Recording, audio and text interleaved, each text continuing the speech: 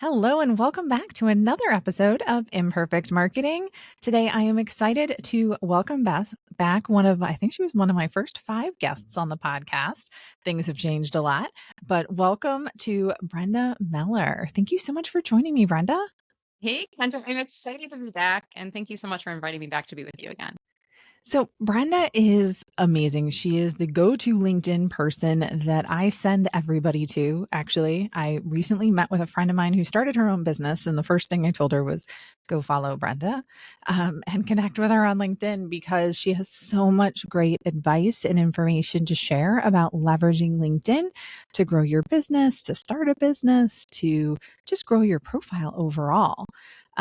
You are a LinkedIn coach for solopreneurs, job seekers, and business professionals. You do team training, you do professional speaking, you're a podcaster, author, rescue dog mom, and of course, you love pie, which we all know for the most part if anybody follows you. Um, what made you focus on LinkedIn? I know I've asked you this before, but I think it's just very interesting. Yeah, and for me, I was always anti-social media, back in the day. And when I say like, wait a minute, she's a LinkedIn person.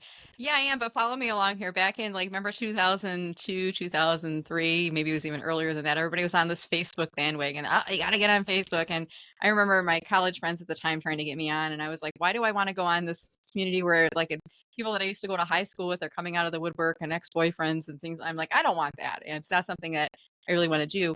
And then LinkedIn came onto the scene. And I remember it was somebody that I worked with who worked in the field of marketing, which was where my professional background is, who I really respected and trusted. And she had sent me, one of those LinkedIn invitations. I'd like to add you to my professional network on LinkedIn, which was the standard invite at the time. And I remember seeing her at a work meeting and I said, Erica, what is this LinkedIn thing? And I keep hearing about it. I kept getting invitations at this point, and she told me about it. And what I liked was that it was a purely professional focus. It wasn't a social media focus. And I got into it. I figured out as an introvert at heart, and I will always be an introvert, Kendra, but as an introvert, I found that there was a way that I could connect with people from across the world in different communities. And, I just developed a knack for it. And one thing led to another. I used it in the height of the recession in 2008 to find a new job. And I realized it was going to change the job search market. In my next corporate role after that, I realized, at the time social media was still growing and I had to be in charge of social media. So at this point, I was on Facebook. I finally came around. But LinkedIn was always my top network. And I always I've been self taught and I really just loved the platform. I started becoming that person that people would say, Brenda knows what she's doing there. Maybe she can help us out with this. One thing led to another, turned into speaking engagements, turned into building my personal brand, turned into a side hustle. And then when the universe nudged me forward and I decided what I wanted to do next, I decided just to lean into this as a full business. And that's what I do now.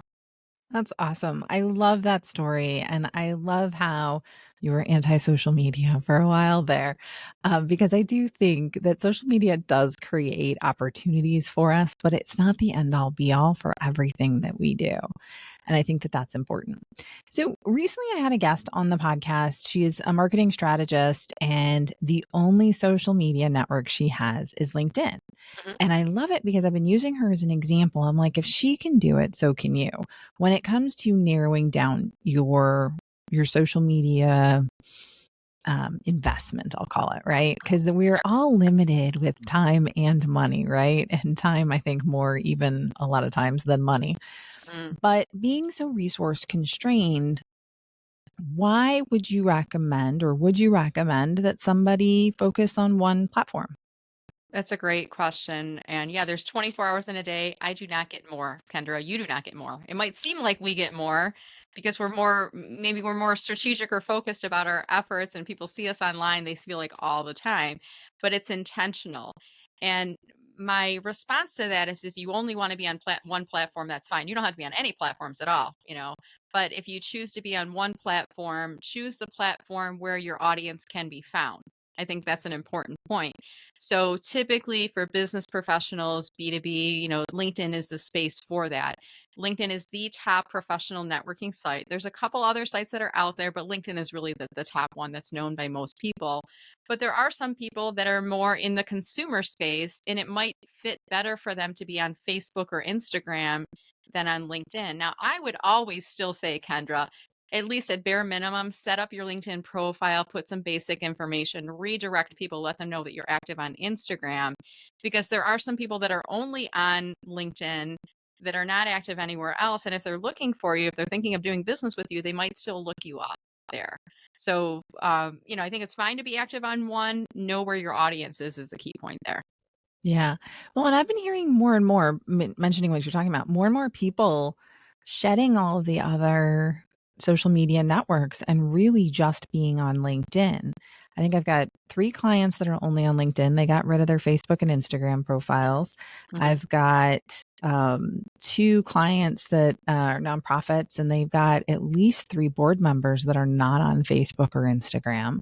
They're Mm-hmm. only on LinkedIn because I, one of them told me less drama. Yeah. So, is that, have you been finding it's easier more often to start reaching people on LinkedIn? Well, it really depends on who the person is and are they active on LinkedIn? And there's even a way that you can look at profiles. I was doing this with a client this morning. We were poking around a profile, determining who to invite to connect, and there's clues that you can see to determine whether or not the person is active on LinkedIn. One is number of connections, and LinkedIn will show you their number of connections up to 500, and then it'll say 500 plus. You can scroll down to their activity feed section and see how many followers that they have. And if it's a significant number, 500 above, 1,000 or above, they're probably active on LinkedIn. You can also see in their activity feed when was the last time that they posted or when was the last time they commented on somebody else's post. In addition, at the top of their profile next to their name, you can see a green circle. And I always forget, I think the green solid circle means they're active on desktop right now. The hollowed out green circle, it means mobile app. It might be one or the other, but basically it means they're on LinkedIn. They at least have an app or an instance of it that's opened right now. I think that's one way, as if you're trying to reach people, let's figure out, first of all, are they even active on LinkedIn? Now, if I visit a profile and the person's got 11 connections, they've never posted, they've never commented, I could probably guess correctly that they're not going to accept my invite. So hopefully that helps out. Yeah, no, I think that that's a great way to think about it and to look at it and to do a little investigation so that you're not wasting any invitations, right? As you're Mhm. working to connect and build your network. So let's talk about employees. So some of us have teams, some of us have independent contractors that work with us. And I do think that there is a difference. I know you've got at least one intern. I do. Yep, one Okay. intern right now. All right. And they can be ambassadors for your brand and leverage LinkedIn. But I know a lot of people are very particular about what they share. So Hmm. how can companies, entrepreneurs, work with their teams to get them to become more brand ambassadors, especially on LinkedIn? Yeah, that's a great question. And, the interesting thing is that people are, everybody's a little bit different with regards to how they treat social media and their ownership of it and what they post and what they don't post and whatnot. I always tell people, like, LinkedIn is a professional networking platform. So let's think about that first, professional networking. So by definition, that means it's linked to your profession. So I get when people say, and I had a client just the other day, we were having a conversation and she said, I don't want to have a branded header with my company information because this is my profile. This is not their profile. And I said, yes, but let me just give you something to think about. People are affiliating you with your company, regardless if you put a branded header up there or not. And specifically, if people are working in the field of social media and marketing, it looks good if you're promoting your company on social media in your header and in other places on your profile. And if you're leading those efforts, and even let's say in the example of a solopreneur, um, encouraging people, and I'll use the case of my intern, Julia. I've said, hey, I'd love it if you would be open to putting a branded Meller marketing header on your profile. And she's working in marketing and social media. And I've said, you can use the same thing I have in my header image right now, or you can create your own. And she's an intern. She loves developing art and graphics. So I said, create your own version of it. And I'd be happy to review it and approve it for you. If there's folks that are listening or thinking about this approach, what I like to do is let's give them a header image library. Here are 4 to 6 images to choose from. And it's almost like when we go to the movie theaters, Kendra, nowadays, we get our empty cup and then we go up to the drink dispenser and we get to choose the flavor that we want. Instead of saying, I want a frozen Coke or, Dr. Pepper, and they fill the cup for us, we get to choose our own. And I think we feel like it's a little bit more ours because we made it. You know, Same way with a LinkedIn header, if you give people here's 4 to 6 images to choose from, you can choose the one that you like. And then maybe quarterly sending out an email to your team, just reminding them, hey, if you're open to refreshing your header, we've got a couple new images that are available to you. They're on the intranet. Here's the instructions to add them to the profile. So I think sometimes we need to invite employees in, and not make it like it's a requirement, but using words like, if you're open to doing so, we'd love if you could add a LinkedIn branded header to your profile, and then explaining the why. By doing so, it helps to support the brand, the company. I mean, sometimes I even jokingly in team trainings, I'll say it supports your paycheck. When you're supporting your company, your brand, that's supporting your paycheck as well. And for the company, I mean, when you can get more people embracing your brand, embracing your company, what you're really doing is you're creating brand ambassadors. And they're all, even not even by posting, just by having branding on their LinkedIn profile, they're helping to get the message out there about your company. So, if a company was being asked by an employee and said, "Hey, yes, I would like to start leveraging LinkedIn more," um, what do you recommend people share with their employees? Should they be doing their own posts? Should they be sharing from the company page? Should they be sharing from other employees? Yeah, all of the above. I mean, it's funny when you say these things. I mean, what I like to see folks doing on LinkedIn is a blend of different types of posts, and you probably know these people too, Kendra, that the only thing that they ever post is about their company and their salesy posts. It's one sales promotion after another after another. Eventually, you start to tune them out.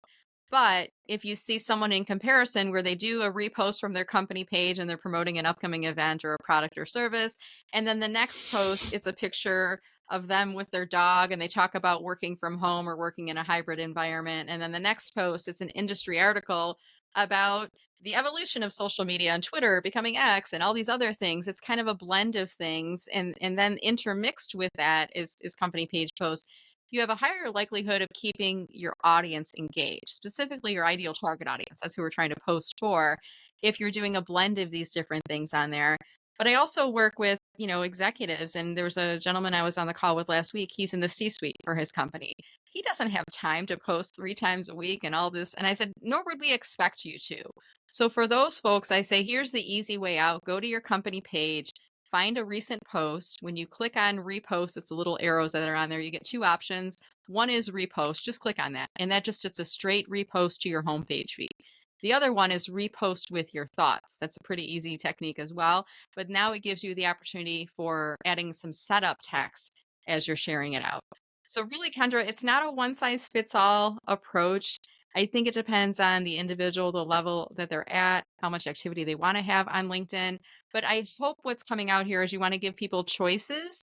And I think you want to give them some guidance, because the biggest thing is that people are very nervous about what to post on LinkedIn. Is the company okay with me doing this? Is the company okay if I like my coworker's post and if I add a comment? Or do they see that as like cannibalism? We're just talking to ourselves. No, that's a good thing. Just so you know, it's a good thing for the platform when you're interacting with your coworkers. It shows a strong culture and it helps to support the algorithm.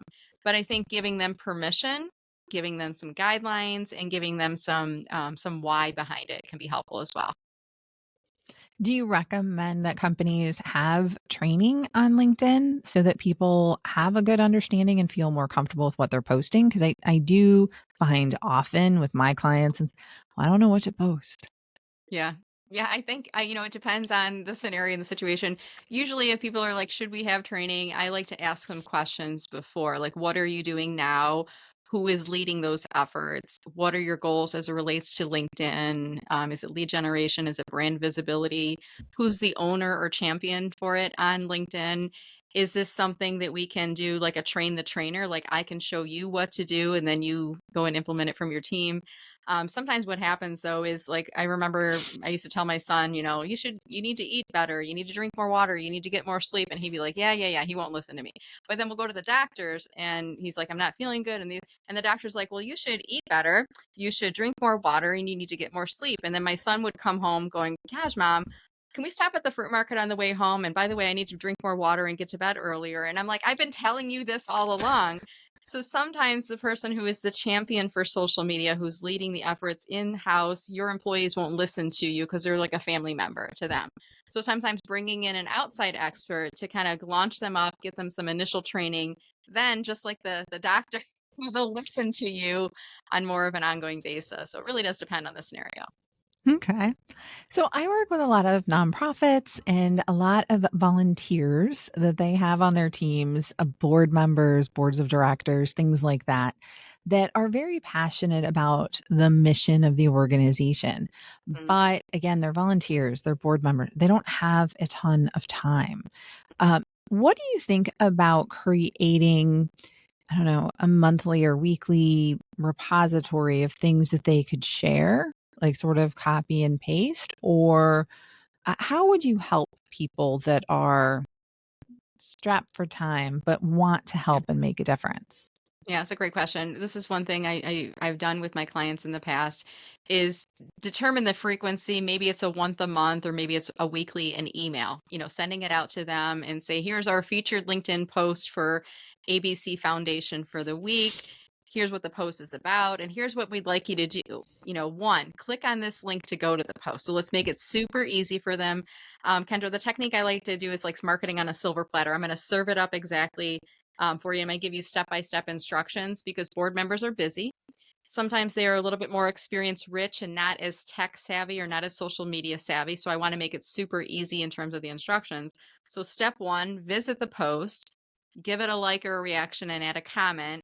That helps by showing people that are followers of the page that we have an engaged community. Step two, click on repost, and you can either do a straight repost or you can do repost with your thoughts and explaining the benefits of doing both of those. And then step three might be click on the little paper airplane icon where you can message it to someone. Maybe that post is something that you just had a conversation with someone with on the topic, or it's about a charity event and you're looking for gifts for your auction, and you could message it to someone saying, hey Kendra, here's the link if you want to donate that coaching package for our silent auction. So surfing that up, and depending on the organization, it might be once a month or once every other week. Here's our featured post of the week, and letting them know the instructions on how to share that out. I certainly think you can create like a post library for these people, but why wouldn't you use the content that's already created? I think let's make it easier on you and let's make it easy on them. What will happen over time, you'll get some people, not a lot, but some people will do what you said. And when they do that, you want to like them, react to them, message them, email them back. Hey, thanks, George, for helping to support that.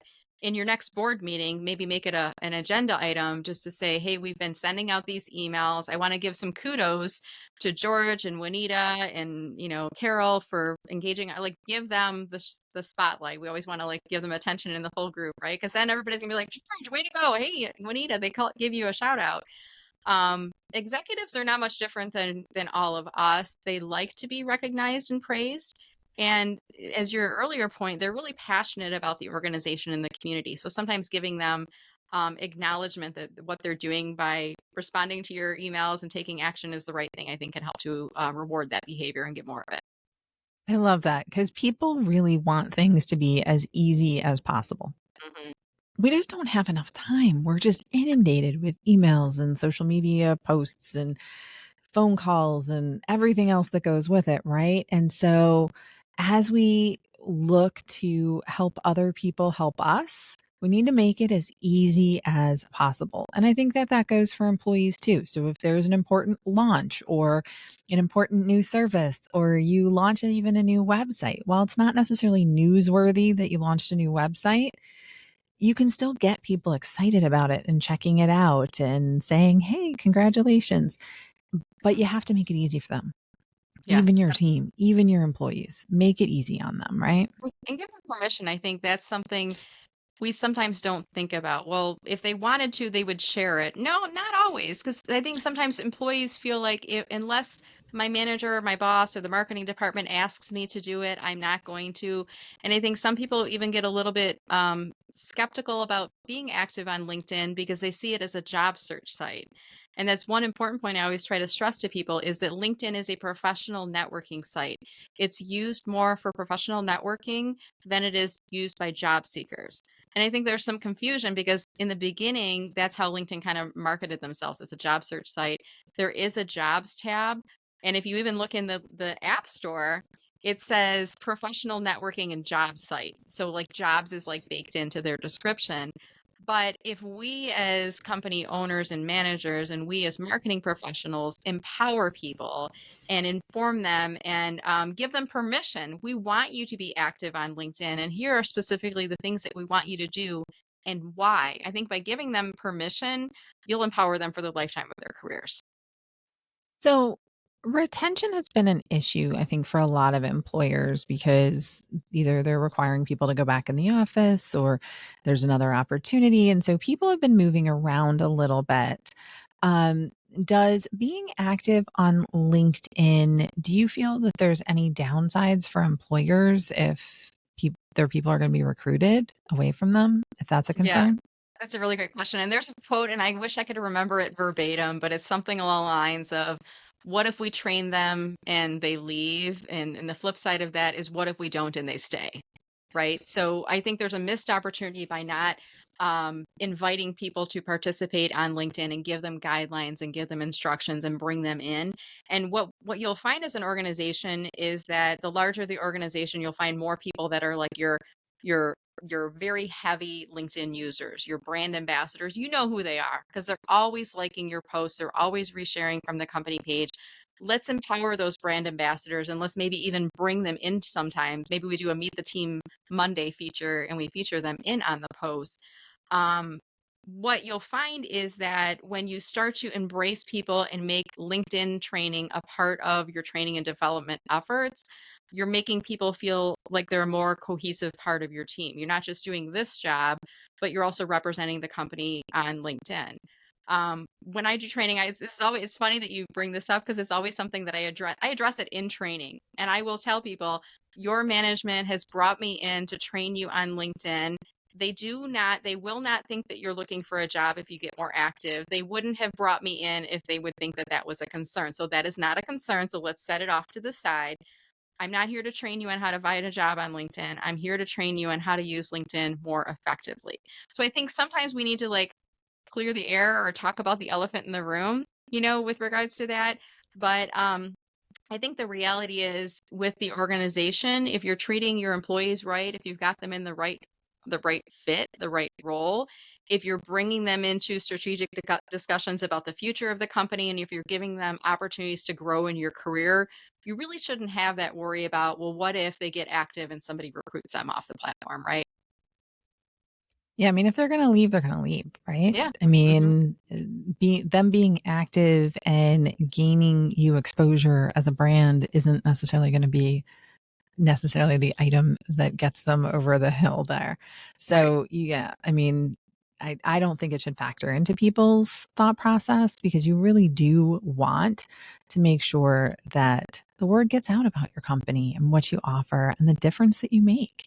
And a lot of times, sometimes it's the people, that really do make a difference to your customers and clients. And having your people share about it and share about your company and trends and information, I think is always a positive. Yeah. So thank you so much, Brenda. I think this is going to give people a lot of food for thought on what they're sharing on LinkedIn.